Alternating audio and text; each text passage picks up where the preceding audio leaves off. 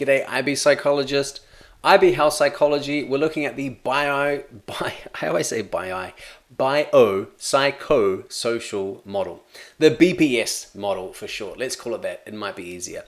Now, actually, we're not going to only summarize the BPS model from the 1970s, but we're going to summarize a more modern iteration of this model, the BPS model of challenge and threat. One of the most fascinating, I think, most fascinating and relevant theories to come out of psychology in the last 10 or so years. So cognitive factors, we've looked at appraisal. So remember, in all of these video tutorials, we're trying to explain stress, why some people experience higher levels of stress than others. This is for the health problems topic in IB health psychology. So we looked at appraisals. We're also going to look at locus of control, which is a factor coming up soon. It's another cognitive explanation for stress. We've looked at sociocultural factors, status, ACEs, and social support. The last two tutorials, we looked at the comp gene, and now we're looking at how all of these factors are interconnected and how we can explain the BPS model.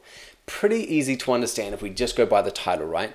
Biopsychosocial model. The biopsychosocial model, the BPS model. The bio, the biological.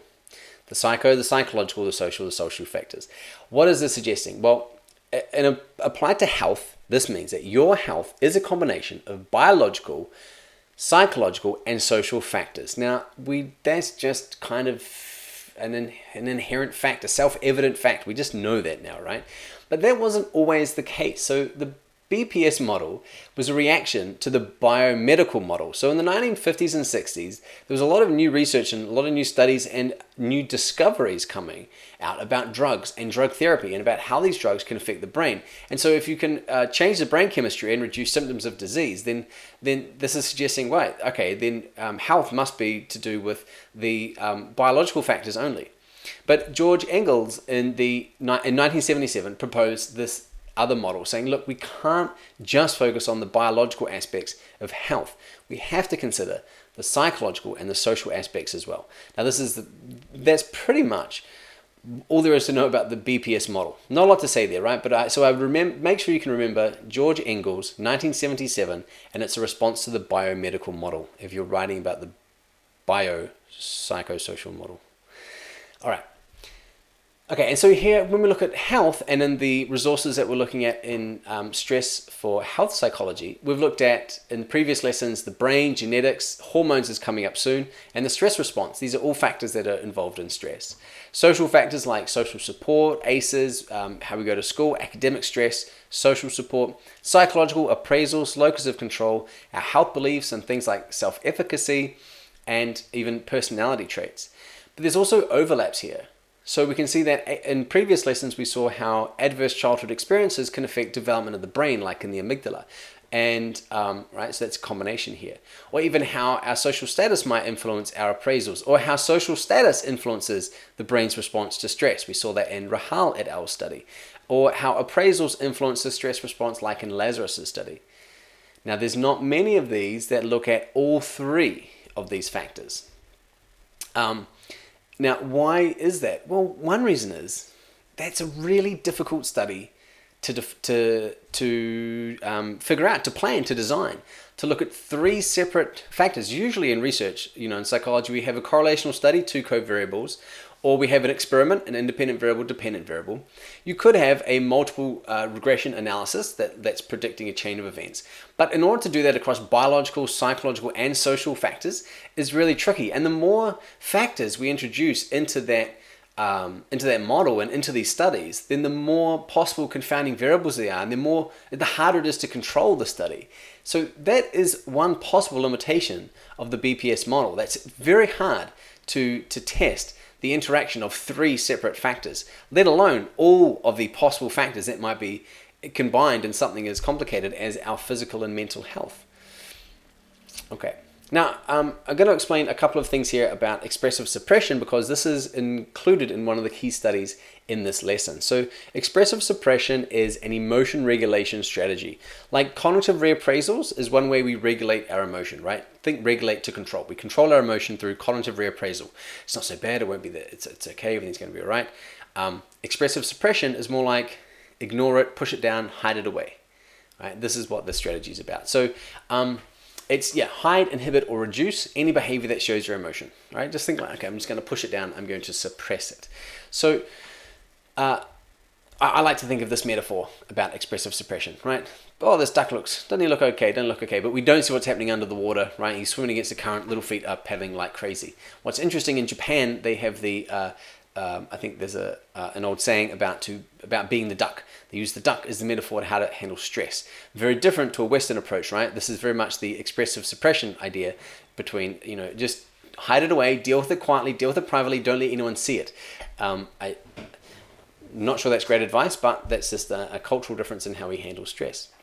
So in this particular study, right, they compared people that use these different strategies, cognitive reappraisal versus expressive suppression. And we're going to get to how this relates to the BPS model in a moment. So they used questionnaires, and they measured people's ACEs, their stress levels, and their use of cognitive reappraisal or expressive suppression. And what they found, expressive suppression was positively correlated with perceived stress. So the more you use this method, the more stress you felt. Alternatively, people who used cognitive reappraisal were less stressed, right? And so we can see here, right, a link between our behavior or the psychological aspect of how we try to regulate our emotions and stress. Now, not surprisingly, adverse childhood experiences were positively correlated with perceived stress, right? 0.37. It's quite a moderate correlation there. But that correlation was moderated by the use of their reappraisals or expressive suppression. So what does that mean? So someone with the same number of ACEs, but who used cognitive reappraisals, had lower levels of stress. Okay, or if they had the same number of ACEs but they used expressive suppression, they would have higher levels of stress. So it wasn't just which emotion regulation strategy you used, it wasn't just about how many ACEs you had. It was the effect of ACEs on your stress, right, could be reduced by using cognitive reappraisals or increased if you used expressive suppression. All right, and so we can see here an interaction between the psychological, the emotion regulation, and the social, our ACEs, and even they measured perceived stress, which isn't really biological, but it's our stress response. So here we can see the interaction between social factors, ACEs, and psychological factors, appraisals. Now, just a little caveat with this study though, the effect of the emotion regulation strategies tapered off the more ACEs they had. So if someone had 10 ACEs, which is a lot, that's an extremely traumatic, troubling childhood, then their stress levels were the same regardless. Like the emotion regulation strategy didn't have an effect once you got to that level of ACEs, right? Okay, now introducing the BPS model of challenge and threat. Now this is another way in which we can show the interaction of biological, psychological, and social factors in stress. Now in the TED Talk by, I think it's Kelly McGonigal, she does a really good illustration of Jameson's research on the BPS model of challenge and threat, and looking at the physiological stress response. I interviewed Dr. Jameson, and you can see that video where we talk about this model.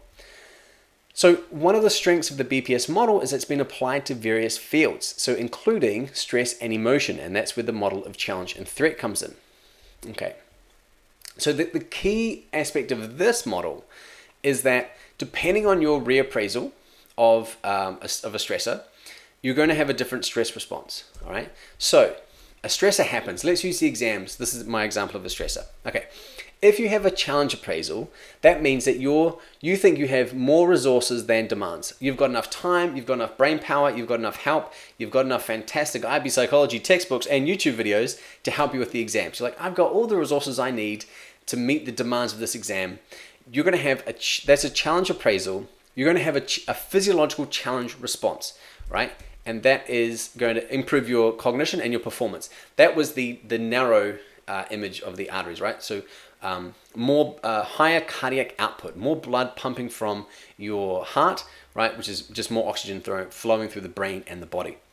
Now, if you think, actually, I don't have enough time, I don't have enough brain power, I don't have enough resources, there's not enough for me to help deal with the exams, that's a threat appraisal. The demands exceed your available resources. That's a threat appraisal. You're going to have a threat response. That is when the arteries constrict, okay, and that is going to hinder your performance.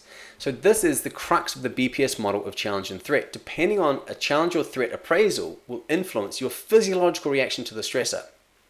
To put this in evolutionary terms, the challenge response is designed to, all right, I need the physical energy to approach, right, and deal with this stressor. So that's why more blood starts pumping out the heart.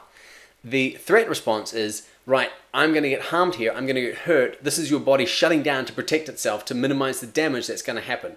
This is the avoidance, really, an avoidance approach, like an avoidance reaction to the stressor.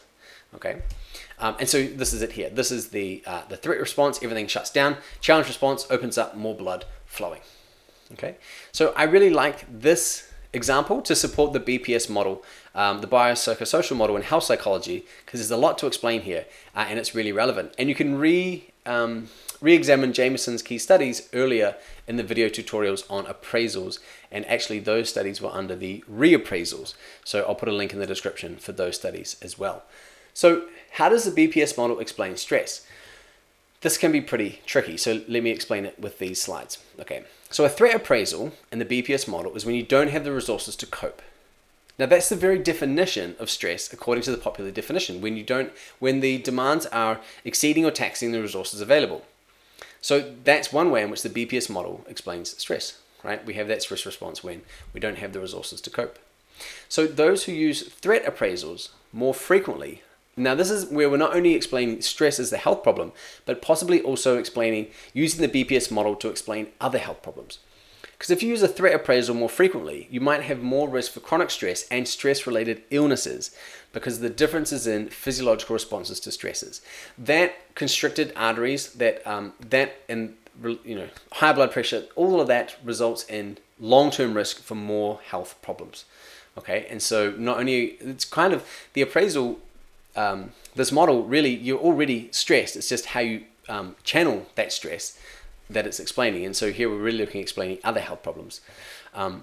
So this is why it's more accurate to say that the BPS model redefines stress as a positive resource rather than explaining why people get stressed in the first place. And that's a real important thing to note here, that stress often has negative connotations, but the literature in the last few years has been, and the research and the researchers are trying to explain that actually if you harness stress as a positive resource, it's not necessarily a negative thing. It might not be a health problem per se if we can harness it in the right way. Okay.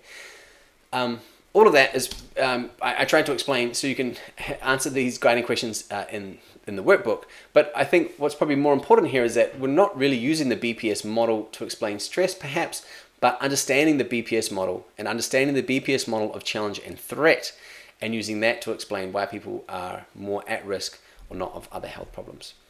Okay, there was a lot of information there. I hope you can digest that.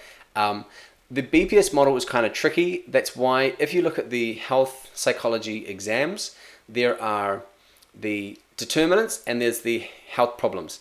They are identical except for the BPS model. But I'll get more into how you can study smarter for the exams and not harder in future lessons. All right, coming up next, we're going to look at prevalence rates and how you would answer these questions. Remember, the flashcards are available. You can find all of those in the description. If you're watching this as part of the lessons, then I'm sure you've already got access to them. But there are also example essays as well. Blogs being updated, more links to more helpful resources in the description. Leave a comment if you've got particular questions about any of this stuff. All right, thanks.